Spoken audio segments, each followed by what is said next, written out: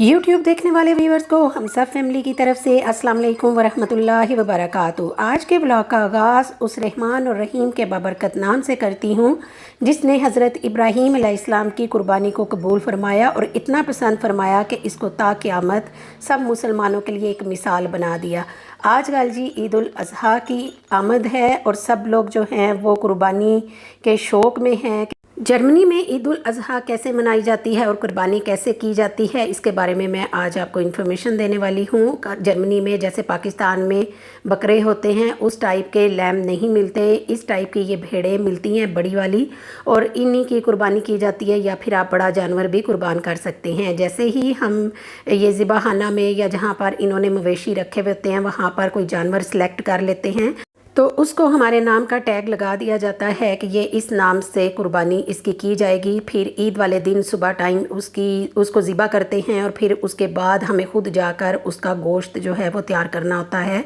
वो आपको ये ज़िबा करके उसकी खाल उतार के और सिर्फ गोश्त आपको ये सारा पूरा दे देंगे, फिर इसको आपने काटना खुद ही होता है।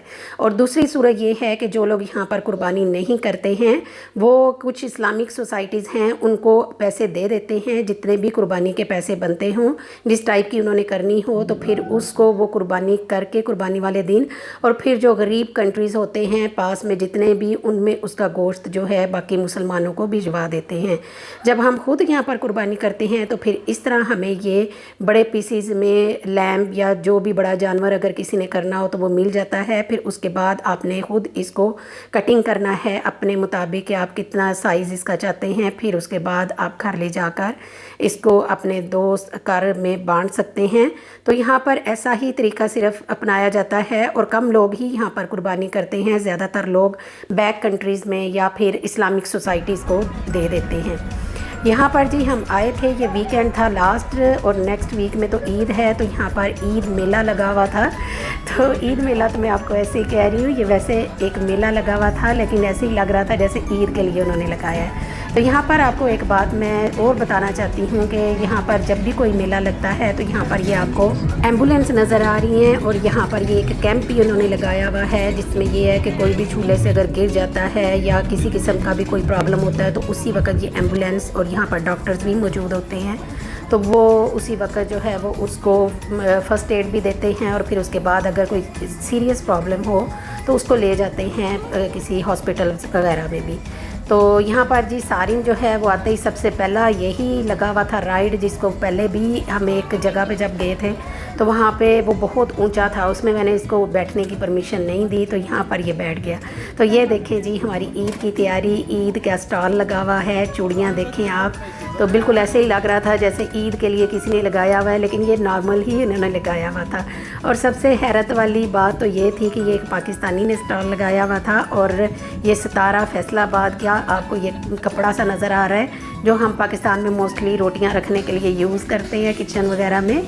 तो ये जी मुझे बड़ी हैरत हुई यहाँ पे आके ये स्टॉल देख के, तो उनसे जब मैंने पूछा तो वो कहती हैं हम पाकिस्तानी हैं। तो इसी तरह ये बहुत ही खूबसूरत लगा था। यहाँ पर 2 फेस्टिवल लगे थे, एक फूड स्ट्रीट था और एक ये वाला फेस्टिवल था जिसमें ज़्यादा राइड्स थे और फूड स्ट्रीट में ज़्यादा खाने पीने की स्टॉल्स लगे हुए थे। तो बच्चों ने यहाँ पर बहुत इंजॉय किया। और ये देखे सारिम और उसके बाबा जो हैं वो कौन से राइड पे ऊपर चले गए हैं। ये स्ट्रीट स्टाइल था और काफ़ी जो है वो ऊंचाई में था, जिसको ये ऐसे ही सिर्फ सामने घुमाते रहे थे। तो बच्चों ने काफ़ी यहाँ पर इंजॉय किया, साथ साथ खाने पीना भी चल रहा था इनका।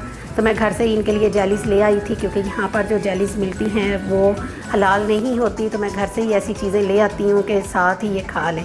यहाँ पर एक और बहुत मज़े की चीज़ थी, यहाँ पर इन्होंने एक स्विमिंग पूल बनाया हुआ था और उस पूल के अंदर जो है वो बड़े बड़े बालून्स रखे हुए थे, प्लास्टिक के बालून्स थे, जिसमें बच्चों को अंदर जो है वो एंटर करके तो वो फिर यहाँ से एयर करते थे जिससे बालून पूरी तरह से फूल जाता था। तो यहाँ पर वो साथ ही इसको पूल में फेंक देते थे, तो यहाँ पे बच्चे जो हैं वो टांगे और हाथ मार मार के बहुत ही इसको एंजॉय कर रहे थे। सारिन जो है इसको पहले शुरू में तो बिल्कुल वो उसमें खड़ा होना ही नहीं आ रहा था कि मैं उसके अंदर खड़ा कैसे हूँ। फिर आहिस्ता आहिस्ता ये कर कर के इसको प्रैक्टिस हो गई और बड़ी अच्छी एक्सरसाइज भी इसकी हो गई थी। तो बहुत बच्चों ने यहाँ पर एंजॉय किया। तो यहाँ इस तरह के फेस्टिवल जो हैं वो समर में मैंने पहले भी बताया कि अक्सर ही होते ही रहते हैं, लेकिन मुझे ऐसे ही लगा जैसे हमारी ईद के लिए जो है ये फेस्टिवल लगा हुआ है। इस बार ईद जो है वो मिड डे में आ गई है, यानी वीक का मिड डे तकरीबन बनता है।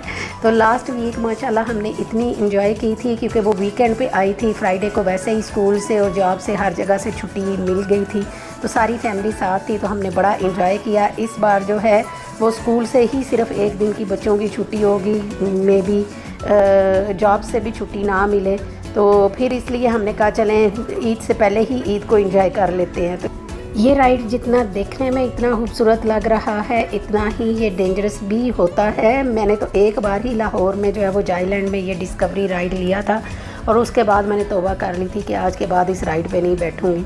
तो यहाँ पर लोग तो जो है वो बहुत इंजॉय कर रहे थे इसको, और साथ साथ जो है वो उनकी चीखें भी आ रही थी। फूड स्ट्रीट भी यहाँ पर बहुत अच्छी थी, काफ़ी स्टॉल्स लगे हुए थे खाने पीने के। और यहाँ पर देखें जी, ये हो रही है फ़िश ग्रिल, और इतनी मज़े की ये फ़िश होती है। हमने पहले भी एक बार ये खाई थी और आज भी इरादा था कि हम इसको लेके जाएं साथ। और ये बहुत मज़े की लाइट स्पाइसेस में, और जब ये ग्रिल करते हैं तो फ़िश का बड़ा अच्छा टेस्ट आता है इसमें। तो फ्राइड फ़िश से हट के काफ़ी अच्छी ये होती है। इसके अलावा भी काफ़ी सारे स्टॉल्स थे यहाँ पर, कैंडीज़ वगैरह यहाँ पर लोग बड़े शौक़ से खाते हैं। ये कॉटन कैंडी बच्चों के लिए बंदी थी, मोस्टली तो बच्चे ही लेते हैं इसको। ये पैकेट्स में भी कॉटन कैंडी बंद है। इसके अलावा पॉपकॉर्न्स हैं। इसके अलावा नट्स वगैरह इनके काफ़ी अच्छे होते हैं, रोस्टेड होते हैं और कैरामल वाले होते हैं। और इसके अलावा भी मुख्तलिफ टाइप्स की कैंडीज़ इन्होंने बहुत ज़्यादा, यहाँ पर चॉकलेट्स वगैरह भी रखी हुई होती हैं। तो बच्चे इसको देख के और लेके बड़े खुश होते हैं। तो यहाँ पर जी ये गेम थी जिसमें ये पॉइंट्स थे, जो पॉइंट आए उस पॉइंट के मुताबिक जो है यहाँ पे जितने ये टॉयज़ लगे हुए हैं तो ये आप विन कर सकते हैं टॉय। इसके अंदर तो ऐसी चीज़ें तो हमने नहीं करवाई थी बच्चों को, बच्चों ने सिर्फ राइड्स ही लिए थे। और जब हम निकलने लगे तो ज़ैनब को ये जंपिंग का ये नज़र आ गया, ट्रैम्पलिन, और इसने इतना रोना शुरू कर दिया कि मैंने इसके ऊपर जंप करना ही करना है। और वेट बेचारी का है नहीं इतना, तो उससे जंप इतना होता नहीं है। तो फिर इसको बाबा ने हेल्प की इसके ऊपर जंप करने के लिए।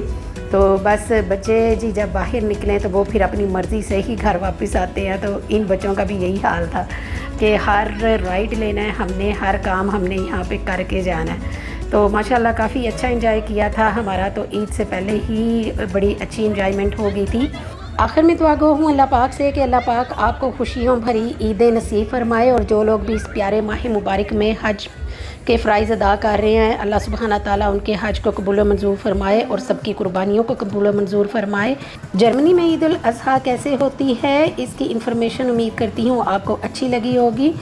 चैनल पर न्यू है तो प्लीज़ चैनल को सब्सक्राइब कर दें, और वीडियो अच्छी लगी हो तो वीडियो को लाइक करें, दूसरों के साथ शेयर करें, क्योंकि यहाँ पर आपको मिलती रहेगी जर्मनी के बारे में कुछ इन्फॉर्मेशन के साथ साथ कुछ हल्ला गुल्ला और हमारी सैर व तफरीह भी। इंशाल्लाह मिलते हैं नेक्स्ट व्लॉग में। अपना रखिएगा बहुत सा ख्याल। अल्लाह हाफिज़।